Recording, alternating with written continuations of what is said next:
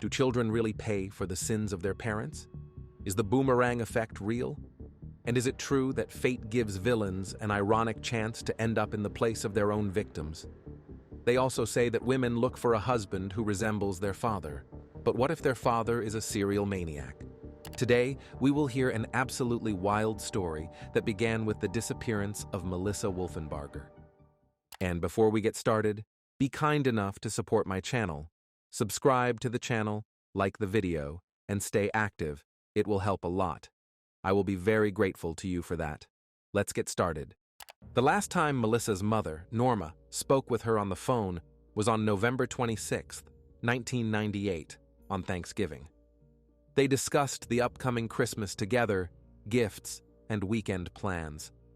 Melissa, along with her husband and 2 children, was planning to visit her parents for the holiday. However, when Christmas arrived, neither their daughter nor her husband and grandchildren showed up at the house. Norma and Carl knew that Melissa would never miss spending the holidays with her family. And even if there had been a serious reason, the young woman would have certainly called her parents to let them know that her plans had changed. This time, things were different. At that moment, there was little the parents could do, as Melissa was an adult 21-year-old woman. She was married to her high school sweetheart, Christopher Wolfenbarger, and was raising 2 small children, 3-year-old Christina and 2-year-old Joey. The couple lived with their little ones in a duplex in Atlanta. For the holidays, they were supposed to come to Melissa's family home in Locust Grove, Georgia, where she had spent her childhood.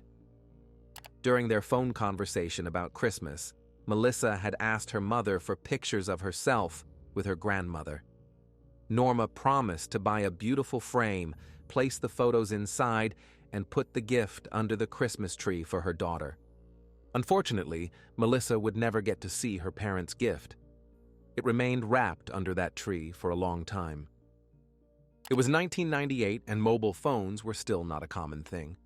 That's why Melissa's parents and other members of the Potton family kept trying to reach her for a long time, but there was no response. In January, Norma and Carl could no longer bear the strange silence, so they got in their car and drove to their daughter's home in Atlanta, desperate for answers to the questions that haunted them. When they arrived at the duplex on Brooklyn Avenue, they found it empty. The apartment had been completely cleaned out, as if no one had ever lived there. A deeply worried Norma went to speak with the neighbors and learned that her daughter's family had moved out. One of the neighbors recalled hearing them loading their belongings sometime between Christmas and New Year's, but the Wolfenbargers hadn't left a forwarding address, a note, or any kind of warning. The entire family had simply vanished. Norma and Carl weren't about to give up so easily. They tracked down the company where they believed their son-in-law, Christopher, had been working and headed there. It was a glass company. At the office, they were told that Christopher had actually been fired after crashing one of the company's trucks. According to their records, he had worked there from October 1998 until sometime in 1999, so the management had no idea where he was now. Melissa's parents had no choice but to return home empty-handed. In February, Norma's birthday came, and she held on to hope that her daughter would call to wish her well, but that call never came. That was the moment Norma realized that something terrible had happened to Melissa. She was devastated by the realization that her little girl would never come home again. Melissa Patton Wolfenbarger was born on September 9, 1977, and grew up in the suburbs of Atlanta, Georgia, alongside her older sister, Tina Patton. She was always cheerful, kind, and trusting. She loved animals and would bring home every kitten and puppy she found in the neighborhood. In the future, Melissa dreamed of becoming a veterinarian and rescuing 4-legged pets. She and Tina participated in school beauty pageants and were very close.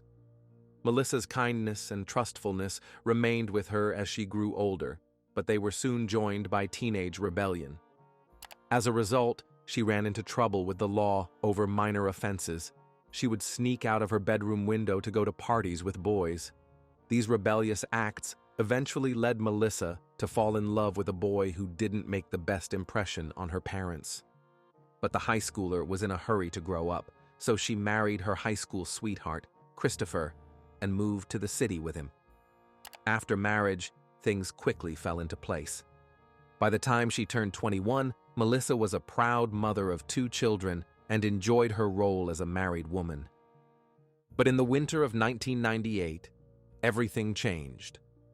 That was when the young woman suddenly disappeared, never to be seen again.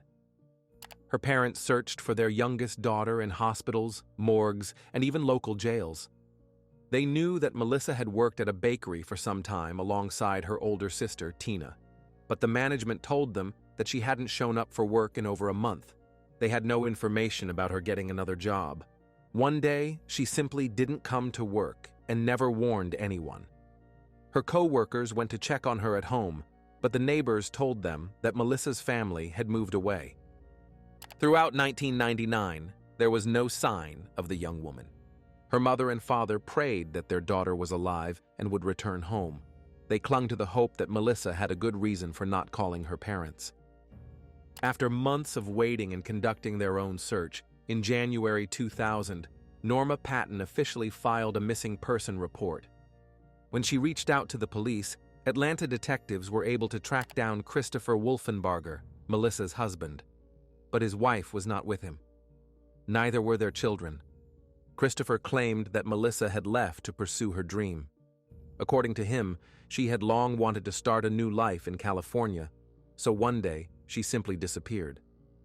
But Norma and Carl were 100% sure that their daughter would never abandon her children. Something was clearly wrong. However, since her husband had never reported her missing, and Melissa was an adult woman who didn't have to account for her actions to her parents, the police didn't give her disappearance the attention it deserved.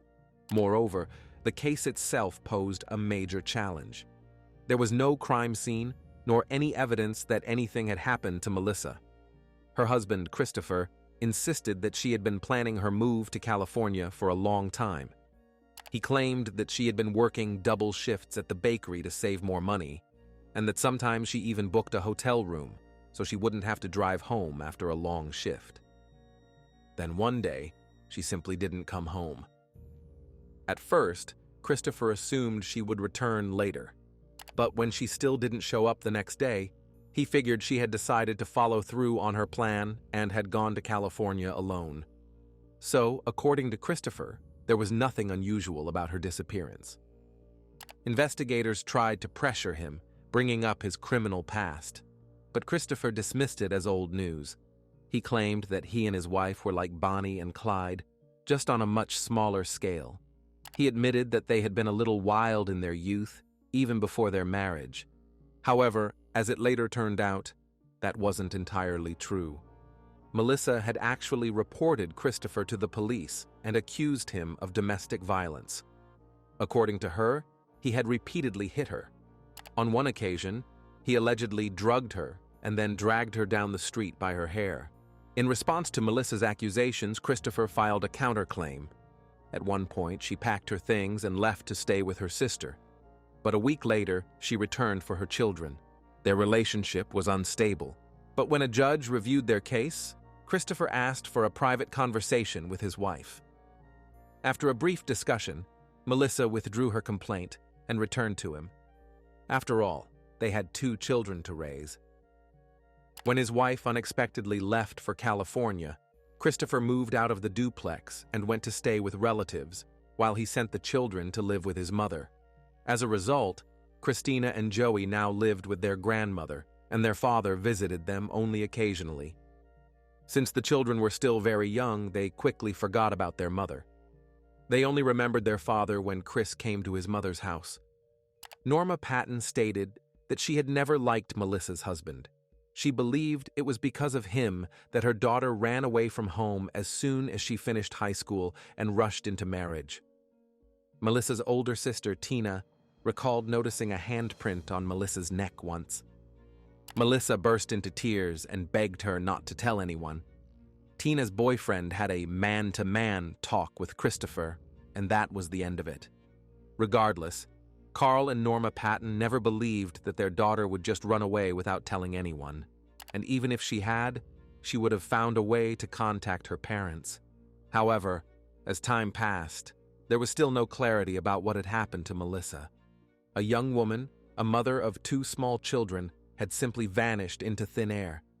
Strangely enough, in 2000, during questioning, Christopher Wolfenbarger told authorities that he had seen Melissa outside their home in March or April of 1999. But earlier, he had claimed the last time he saw her was in December 1998. Despite this contradiction, Melissa's disappearance remained unresolved. 5 years later, in 2003, her family found itself in the spotlight once again. But this time, it wasn't because of Christopher. Instead, it was Carl Patton, Melissa's father, who ended up behind bars. Back in mid-1983, Carl had been arrested on theft charges. He served a short sentence and was later granted parole. After that, Patton was never involved in criminal activity again and had never been arrested. But it turned out that he had committed another crime back in 1977, and it wasn't uncovered until more than 20 years later, after DNA evidence finally proved his involvement. On February 23, 2003, Carl Patton was arrested for the murder of 31-year-old Liddy Matthew Evans. She had been living with a man named Joe Cleveland, who was Carl Patton's best friend. Liddy's body was found in a river, stuffed inside a sleeping bag and chained to a concrete block. She had been shot in the head, and this wasn't the only crime Melissa's father had committed. Just minutes after Carl's arrest, his wife, Norma, announced that she was willing to testify against him in exchange for immunity from prosecution.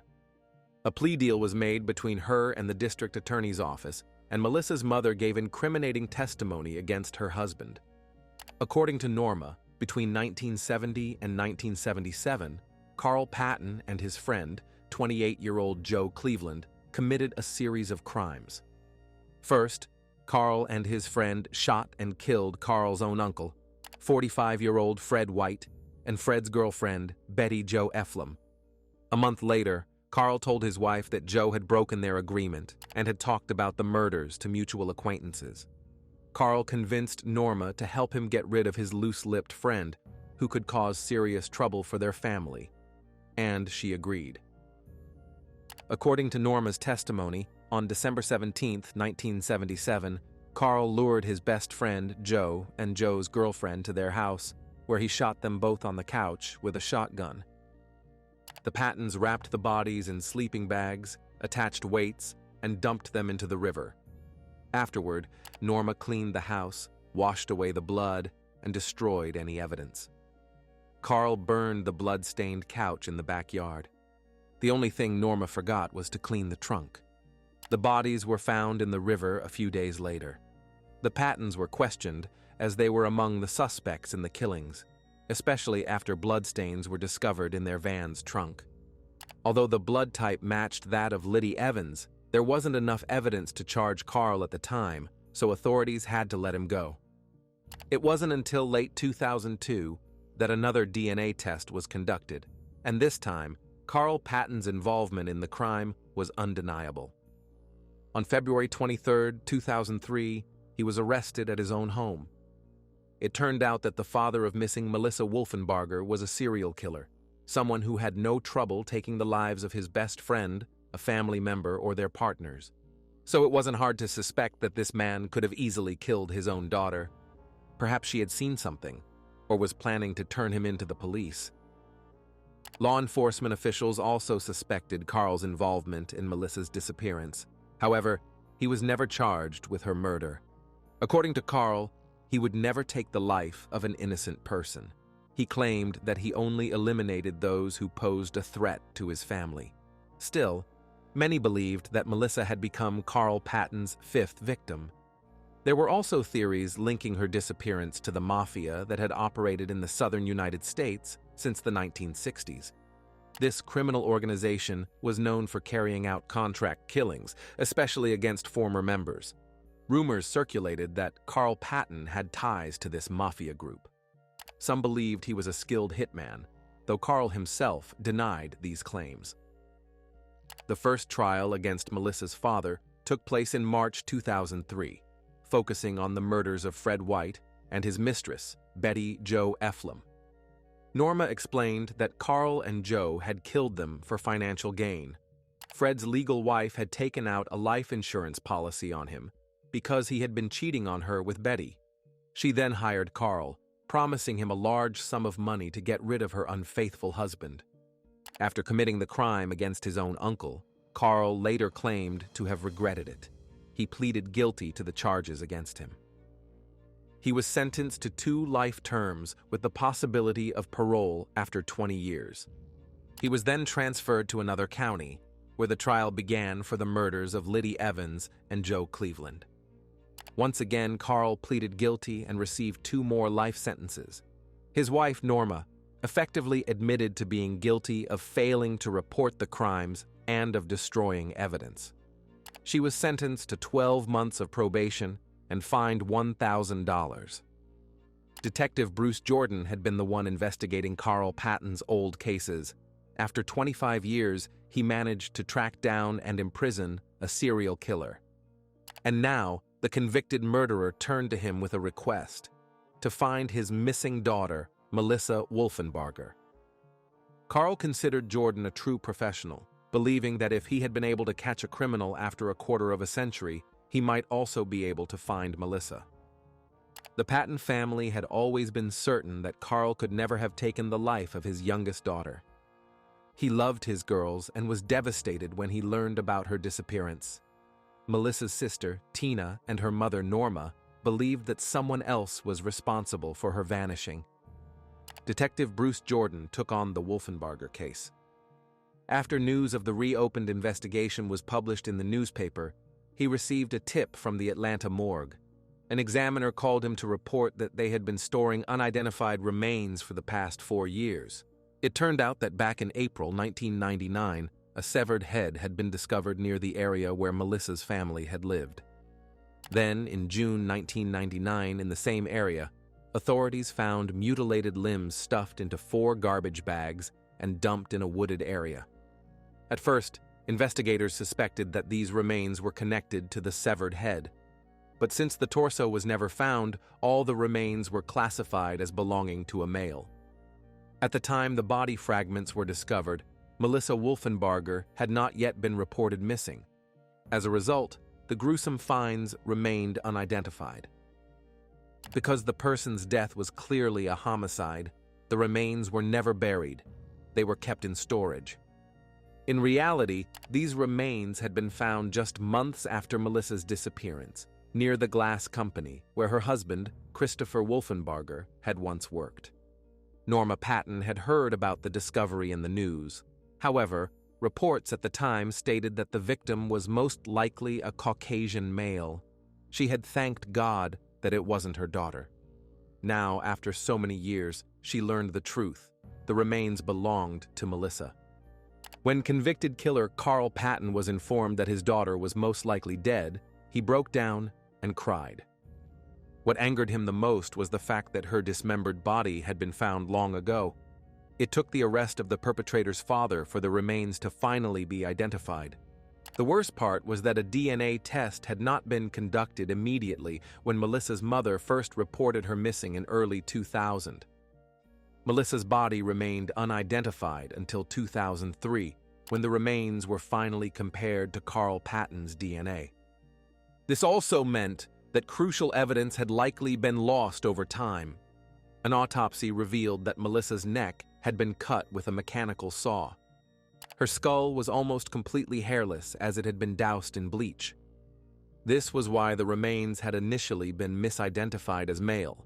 It is unknown whether these actions were carried out post-mortem or if they were part of torture inflicted on her while she was still alive. Her head and limbs, including her hands, legs, and feet, had been placed in garbage bags and discarded. The location where they were dumped was no accident.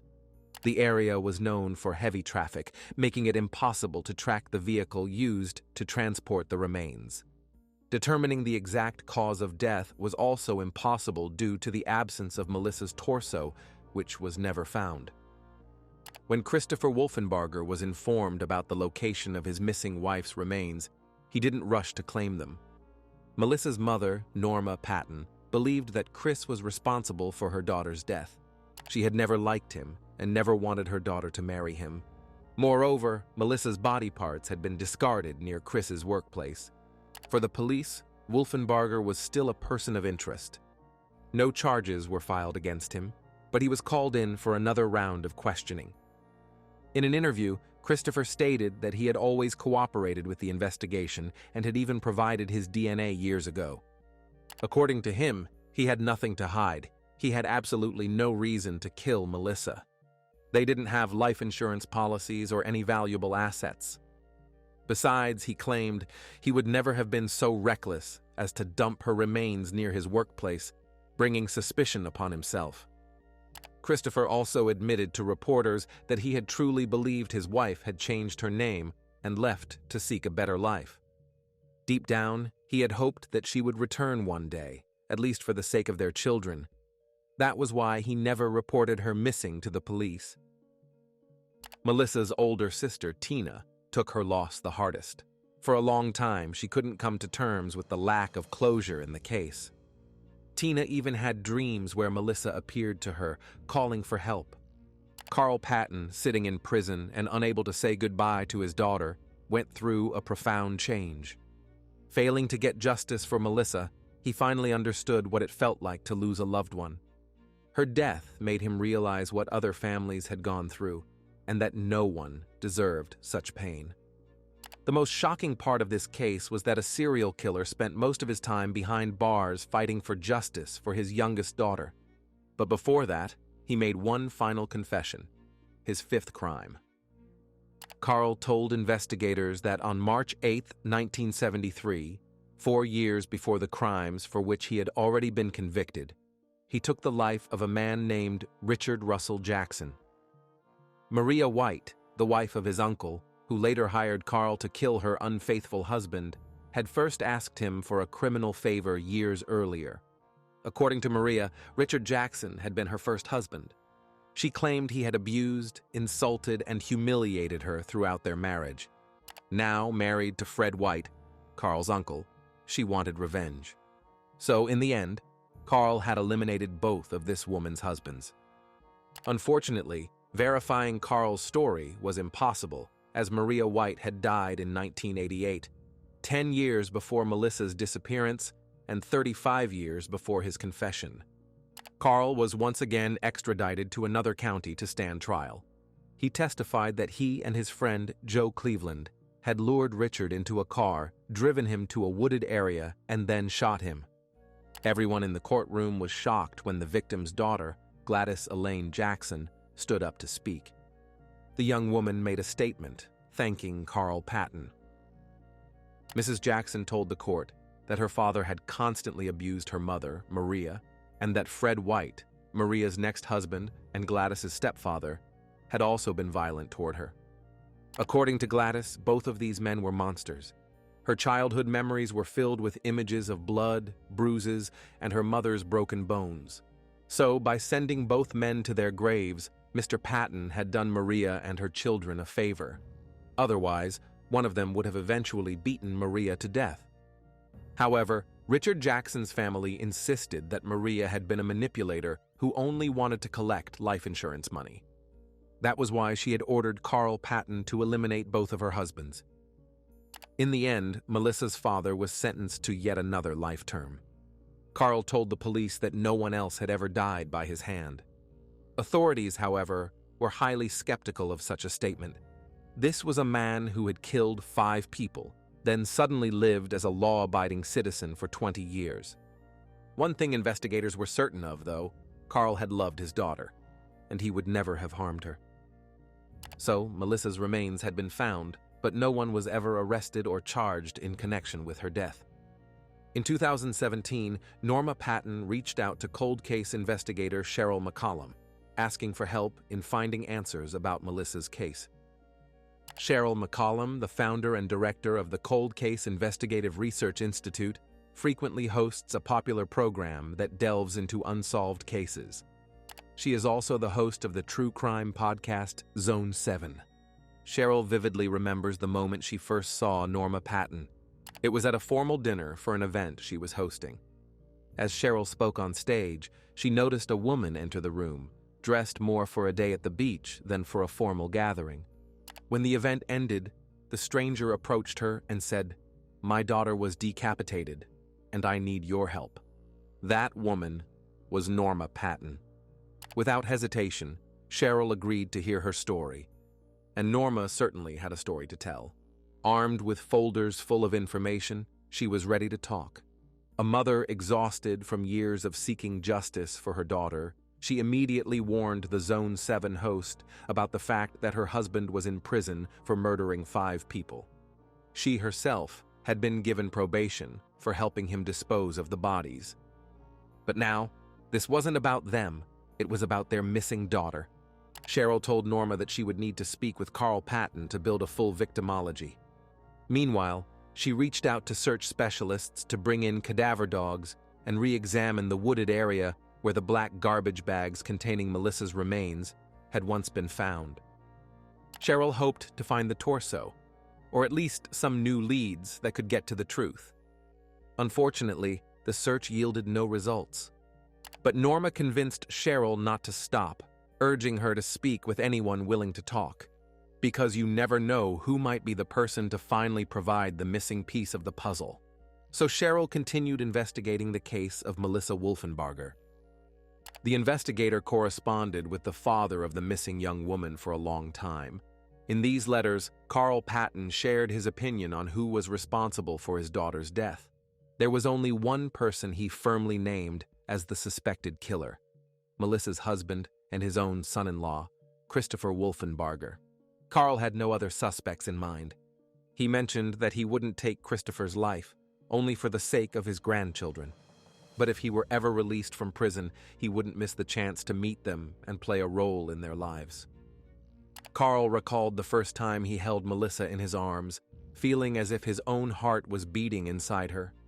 She was a happy, beautiful young girl who did well in school and had a bright future ahead of her.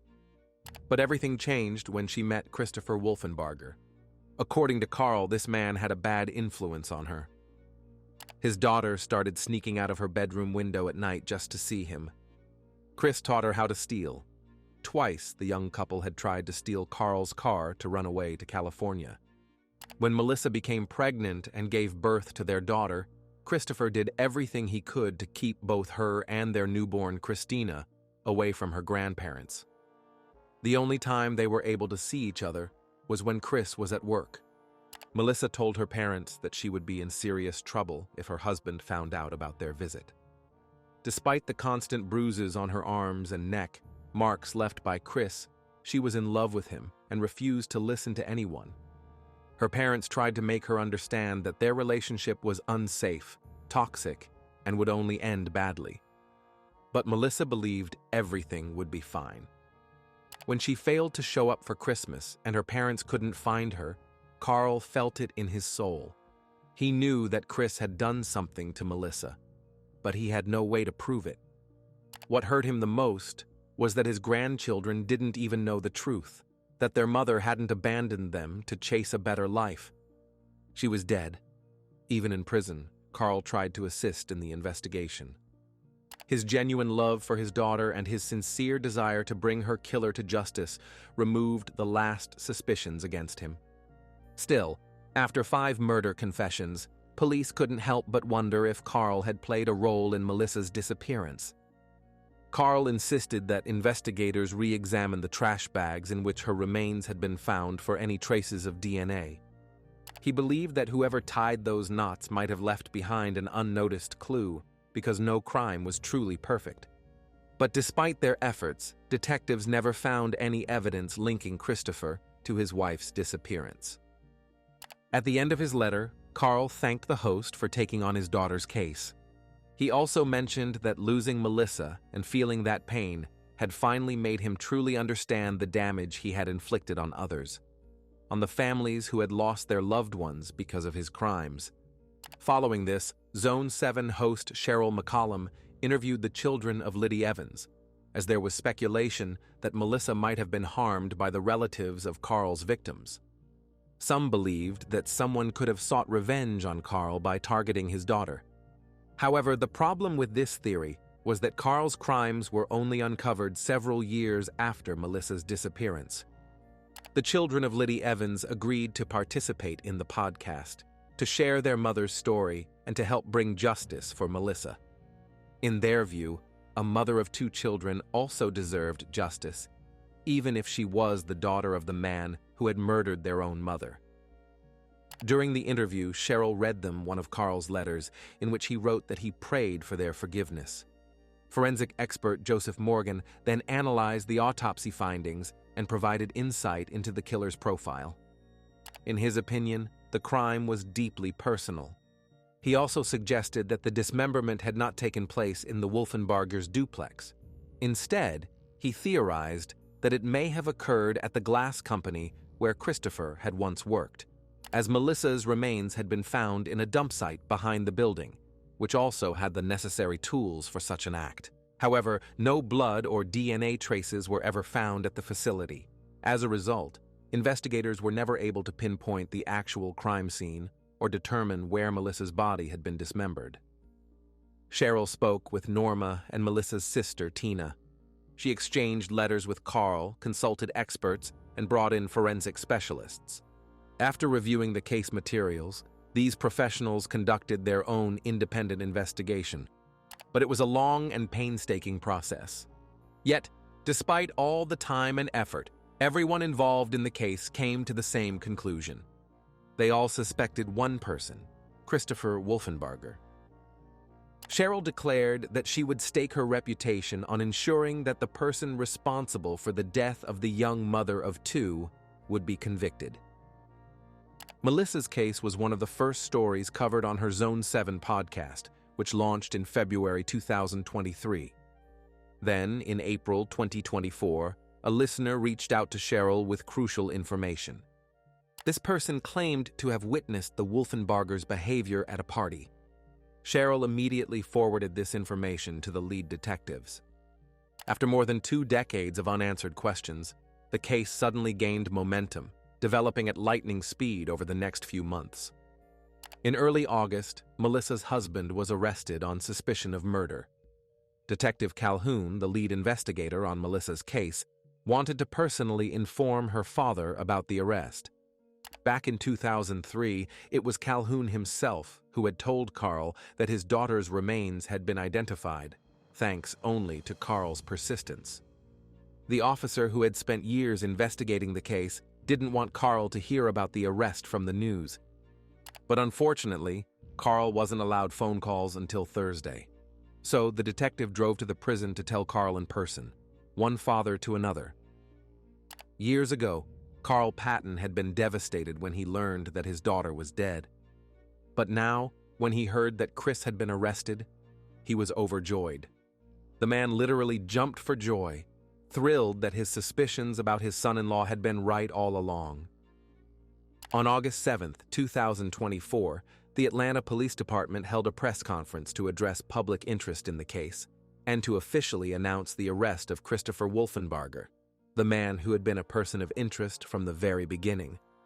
Detectives re-interviewed witnesses, explored additional leads, and utilized new forensic technology.